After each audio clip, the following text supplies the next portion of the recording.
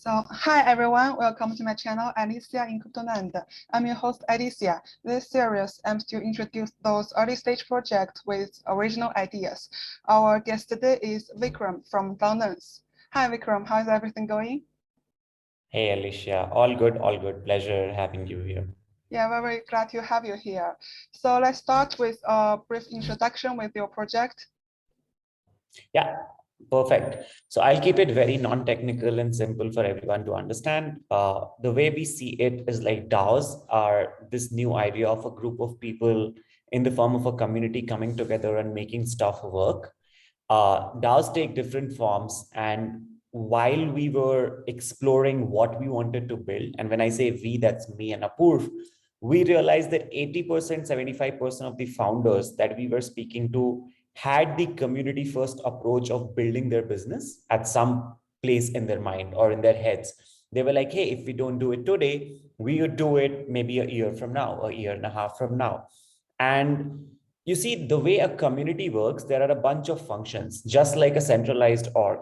So you take a centralized org, they are using a bunch of tools. We are doing this call remotely today. We are using a software for it. You use Gmail, you use MailChimp, HubSpot, you have salary distribution and so on. Similarly, a group of group of people in the form of a community or a DAO also needs a bunch of tools to function. So DAOLens is just focused on creating as many of these tools as possible. We also have an infrastructural angle to it. Now, for everyone else to again get in context of what an infrastructural angle means, we basically are building tools, but we want to expose that tools as well so that other people can build on top of it. So that's not going to happen today. But let's say DAOLens is helping you with contribution management. All of these blocks that we will be producing as a part of that tool will be available for someone to use and deploy in some other format, let's say a year and a half later as the tool matures. But at the end of the day, we are trying to provide as many tools as we can so that this decentralized community can function efficiently. Okay, great. Well, I have no doubt that DAO is so popular and being well accepted by, I would say like half of the project I'm talking with now are planning to get their own DAO. Another half already have one. But despite so, I think the idea is being accepted, but the application is still very early. I don't think we have like any organizations which are really totally governed by DAO. So we have many DAO tools to help them with that. I've seen other projects like those DAO tools which are focused more on workflow management. Some are focused on maybe payment, or some others are focused on tenant recruitment, or even the governance, etc. Could you clarify a little bit more about like your exact positioning and yeah, what makes you different with the other projects? Yeah, absolutely. Alicia, so I would just add a little bit of context into how this whole thing came up to be, right? Like, so we ended up talking to 300, 400 people building in Web3. When we were doing that, of course, we ran into a lot of verticals, metaverse, NFTs, like social tokens for that matter, everything that was happening under DeFi and so on. And DAO, of course, was a vertical where we were seeing a lot of traction, right? Like a lot of people talking about it. But when you start diving deeper, you will see that there are a bunch of problems that DAOs are plagued by. Now, we categorize these problems into four spaces. One is the problem of discovery, which is to say, hey, I want to figure out where I should even go work. How do I do it? These DAOs, they sit in a Discord server. These Discord servers mostly, more or less, they barely have enough context for people. Now, I want to know what the culture is in that DAO. I want to know if I'm going to get paid on time. I want to know who the people are. I want to know what is the vibe. I want to know what other people who have worked for in the DAO in the past have to say about that. All of that falls under discovery. So there are maybe like 15, 20 things you could try solving for to enable facilitation of discovery, to enable discovery of DAOs in a more efficient manner. And it's not just DAOs, right? Like, so there are these DAOs, they're building their own tools. But now, for example, I want to know which DAO is doing what. I want to know which product was launched by which DAO. All of that also happens to fall under the discovery bucket. The second bucket that we see is primarily, okay, I have discovered a DAO, now I want to get started with it, right? When you go get started with a DAO, imagine a org that exists today. You have an HR. That HR person goes and holds your hand before you join, right? Like they give you instructions on the day of joining, they do the paperwork, they show you where to sit, they give you your laptop, whatever it is, they say hi, hello to your managers, you see the canteen area, everything, like you understand how the org functions. And then the third thing is like, even after you're onboarded, they ensure that the product managers or the CEO or someone is coming and giving you enough context of why or what we are building, right? Like why the company is building what they're building. Now, in a DAO, all of that gets broken because sort of you are left in this decentralized community where you are expected to scroll through Discord to get context. And that's where we were talking to a lot of people and we realized that, okay, there's a, like, it's a two-way problem. I, as a contributor, I'm having trouble getting started. But on the other end, the admin who's managing the DAO as well, they have no clue of who walked in into the server. So imagine I am a DAO admin, I'm running a DAO. I'm trying to find a front-end developer for, let's say, 10 days. A front-end developer walked into my server, but they walked under this anonymous name, right? Like I have no way of knowing who they are. They came, they didn't engage, they went, and I missed out on who I wanted where while they were just in front of me all the time. So that comes a problem of onboarding. How do you solve it for both contributors and admins at the same time? The third problem is, okay, let's say I have understood what or how a DAO works. I have the entire context of it. I know how much I'm going to get paid. I know which pod I should be working on because there are multiple pods. There are these bunch of tools that a DAO is using as well, right? Like, so a part of what I just missed in onboarding is also where you get your tool to talk to all the tools so that a newcomer is getting all the context that they need. For example, who's getting paid at what frequency? Where is the likelihood of more tasks coming in future, right? Like how is the treasury being managed and so on. You can bring out insights from all of that that are relevant. How is the org structured for that matter? Where are these gigs and bounties? But in continuation of this third pillar that we look primarily is contribution management. So now contribution management is, okay, Alicia has entered a DAO and she knows how to work at one or how things work. Like she's able to garner the context, but how does she become an effective contributor? Like maybe you're earning $20 today. How do you make it 2,000? Right? Like if you're earning 2,000, how do you make it 20,000? How do I help you write better proposals? How do I help you manage or like have an overview of your tasks? How do I do it for the admins? The admin is creating so many tasks. How do they ensure who's to be paid this month? Who's to be paid next month? And you can extrapolate a lot on that. Like, for example, most of the contributors at a DAO, they get paid in their native tokens. Now, these native tokens can like be very volatile. So can you hedge their risk by redistributing it across a bunch of tokens that are relatively more stable? That could be a product on its own, right? So again, like a bunch of opportunities in the contribution pillar. And the last pillar, which we see at DaoLens, is operations. So in terms of operations, it's like, hey, I'm trying to launch this new DAO. I know of Nouns that has established a brilliant system, or Index Co-op that has established a brilliant system, or Bankless. How do I replicate that?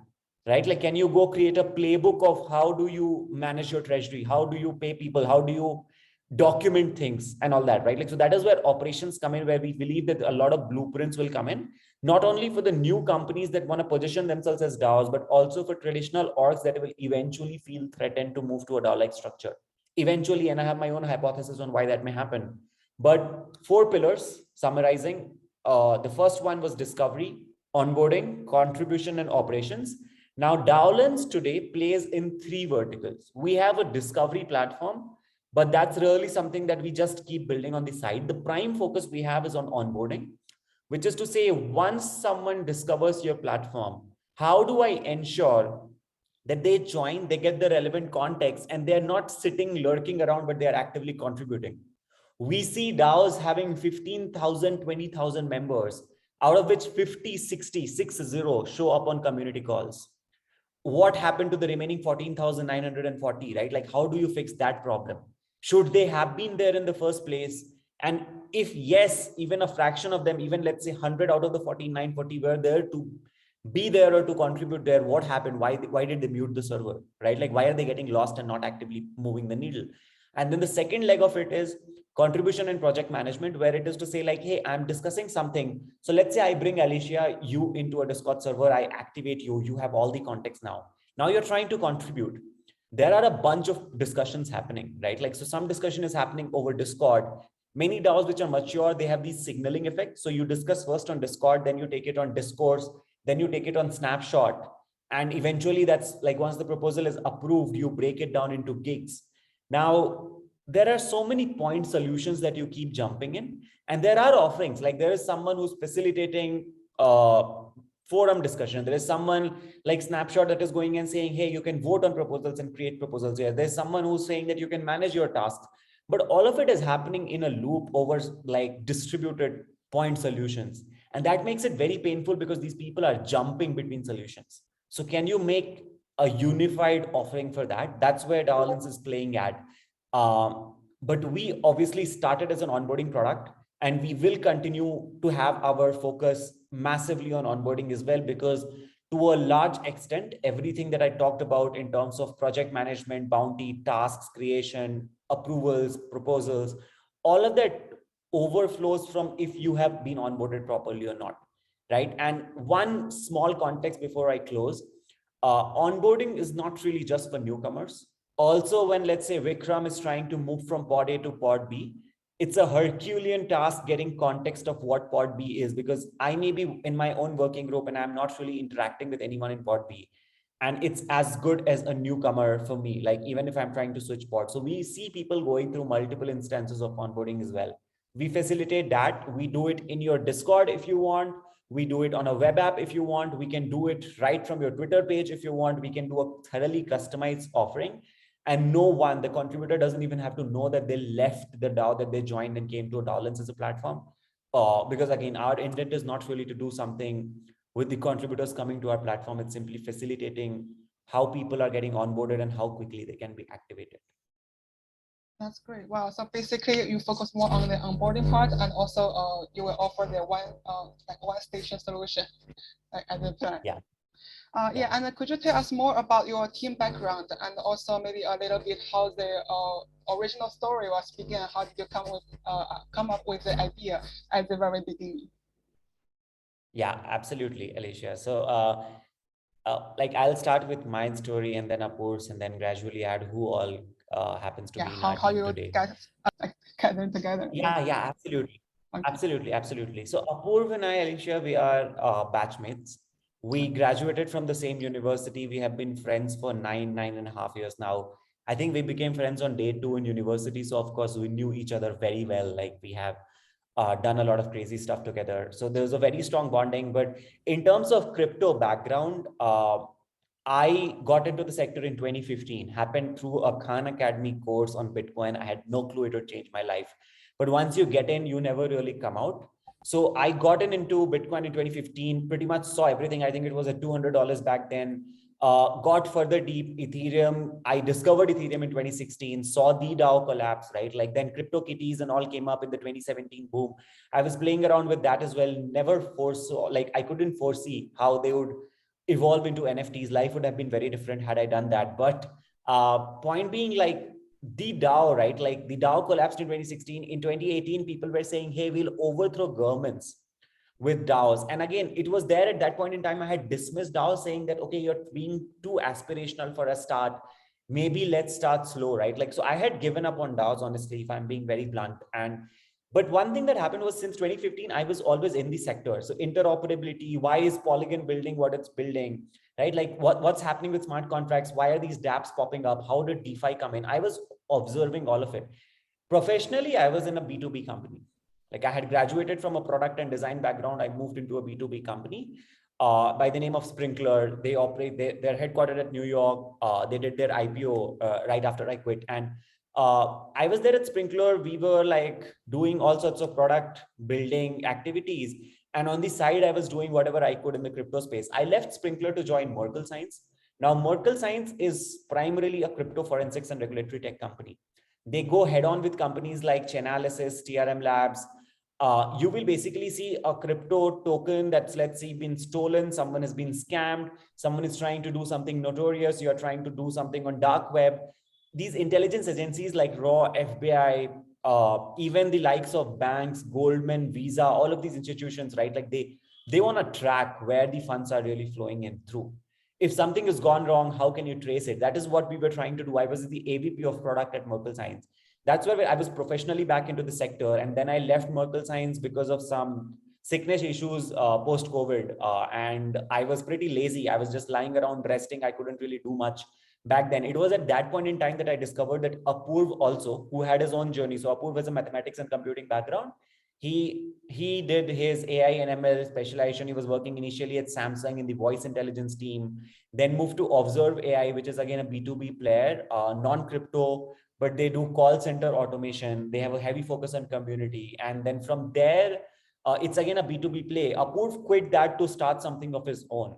And I was also in the same spot. So we started chatting. Hey, what do we do? What's up? What is moving? And there were a bunch of things that I had obviously listed in terms of things that I just wanted to explore because I was lying around. And in the process of that, we started talking to a lot of Web3 folks. So I think we pinged like everyone who had bio on their Twitter or LinkedIn mentioning crypto, Web3, NFTs, anything. We were like, why are you doing it? There were people building MetaMask on Terra back then. And I was like, oh, why are you trying to do it? Like, what do you hope to achieve out of it? How will the product grow? And in that, we had a lot of relations. Like, could you build a dating app on blockchain? Sure. Can Vikram and Apurv distribute one? No. So what is it that fits our grasp or what we really understand? What is it where we are excited about or where there is a definite scope in future? And what is it that people are also excited about today, like where we may be early, but it could become something massive. All that led into us running into DAOs eventually through all of these conversations. And that's how DAOLens started. Uh, Very interestingly, like we never thought we would build DaoLens the way it's being built today. It was more of a frustration. We were running into these DAOs that had descriptions saying, hey, we are trying to have scalability as global public utility. And I'm like, okay, what does that sentence even mean? I have been in crypto since like for 5-7 years. I don't really know what scalability as global public utility even means. So can you dump it down for a 5-year-old? You would go to these websites, so long websites, so exhaustive, but you'd not really be able to understand anything because it was built by a bunch of people who understand these terminologies like smart contracts, private key, security, and multi-sig, and they keep feeling comfortable around each other. And at the end of the day, the product speaks in a way where 99.99% of the regular people who are still fiddling around with web 2, they are never able to like migrate. So that was which hit us very hard. We were like, okay, dumb it down for a 5-year-old in terms of what is the DAO doing, how do you earn at one, and how do you join one. And from there, once you start doing that, we discovered all of the problems that I talked about in the 4 pillars. So DAOLens took off in a very different way. We started talking to a few DAOs, we built some offerings, then we ended up getting into discussions with investors who saw value in the offering. They were very excited about what you can really achieve if you really go after unlocking all the 4 pillars. For example, for everyone to understand here, right? Like I'm saying proposal drafting, can I help Alicia draft a better proposal? A parallel of that would maybe be Grammarly in the Web2 world. And there you have like a multi-billion-dollar opportunity, right? Like, so that's just one of the 500 things you could do across the 4 pillars. How do we go about capturing all of it eventually? And at this point in time, also not a lot of people are building, which is great because it's winter. There's less noise, less froth. You can build with the right signals. So really blessed to be here. In terms of team, we have grown big. We have a total of some 17 people. There are 6-7 people more joining us this month. Now, not all 17 of these are full-time people. Some of them are also freelancers and contractors that we work with. But most of the team, it's a mix of people from community background. It's a mix of people who have managed their own podcasts. It's a mix of people who we have mentored and groomed in terms of product distribution, product growth, sales, people who have like an aced their one respective field, but who have always worked with community first products. That is how we are trying to gather our team at this point in time. And most of it happens to also be folks who are sitting out of India right now, but DaoLens will very soon have an office springing up in US. Like I happen to be in India for this week because my team sits out of Bangalore, but we keep jumping between San Francisco, New York, and Bangalore very often. Like one of the two of us is always there. Because again, like we see when the West wakes up, when the US wakes up, there is suddenly a splurge in activities across DAOs. There are a lot of events that keep happening. So, and hence the context. Very cool team. And I checked your Twitter. You have also Coco, right? A golden retriever. I just love it. Yeah. I hope Yeah, you see my offer.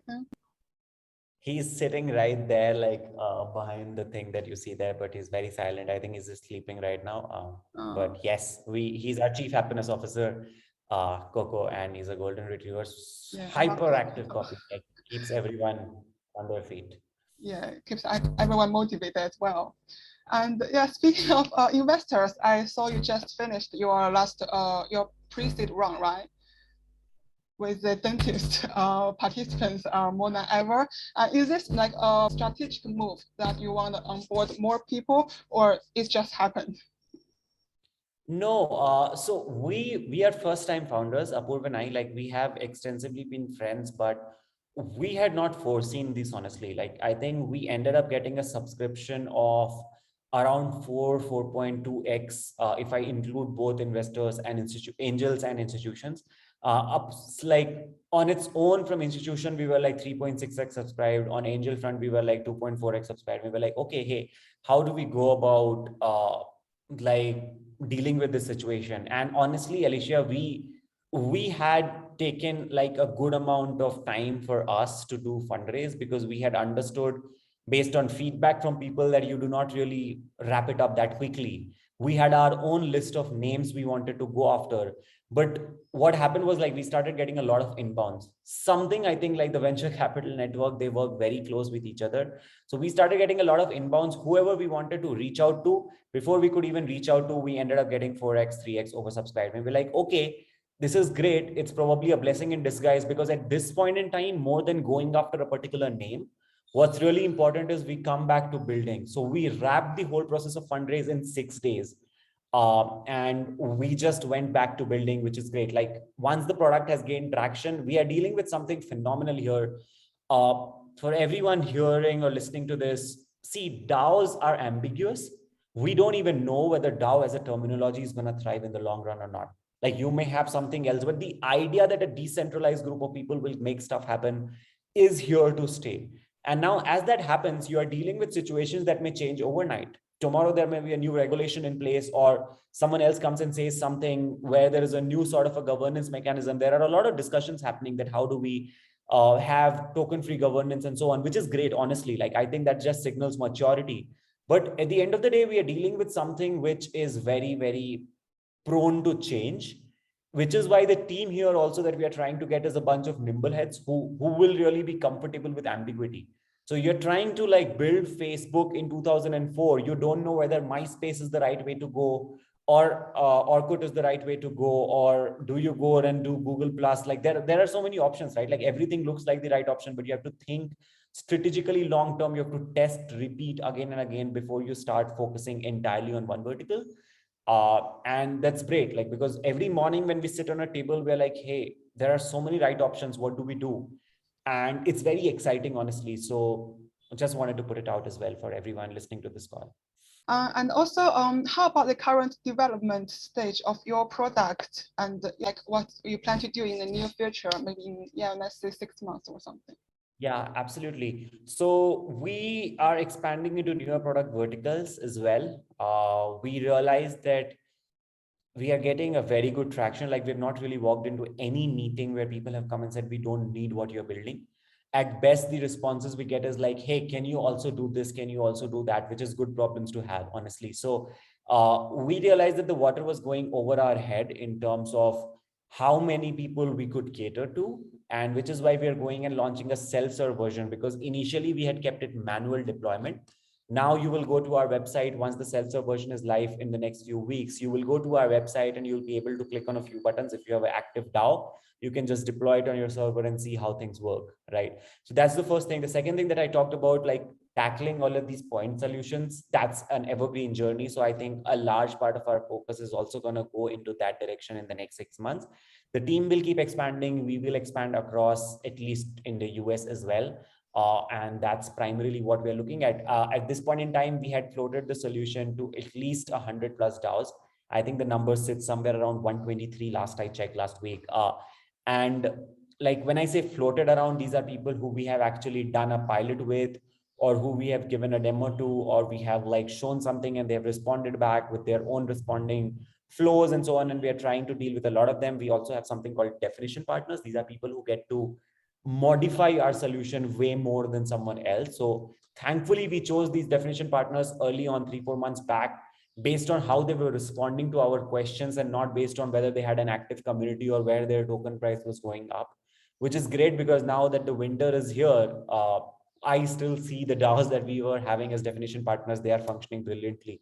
Like they're not even hesitant for a second saying that, oh, it's winter, how do we go about doing stuff? So which is great. And that's where we are in our development journey. Like all hands on the deck, we will just keep our heads down and keep building through the winters. Okay, that's great. Well, just wondering, like, if someone like me, we don't know programming and we don't have our own, like, maybe a company, if we would like to contribute and participate a little bit as a tester, as someone who makes advice, yeah, how can we contribute at this moment? Absolutely. So we have a very thriving community in Discord. Now we have put a team exclusively. If I'm being honest, we made our fair share of mistakes. We opened the tool to the community back in January when we had not really finalized what we wanted to build. There were a lot of tangential directions that were coming in, and we realized that it was maybe a little too early. So we needed to have some guardrails in place for the community to function. We took a step back, we finalized some direction, and now we have again opened the gates. So there are people who are actively coming into our community calls, identifying some of the gigs that are also being floated around, specifically around content or partnerships, because at this point in time, it has become more about collaboration and less about competition.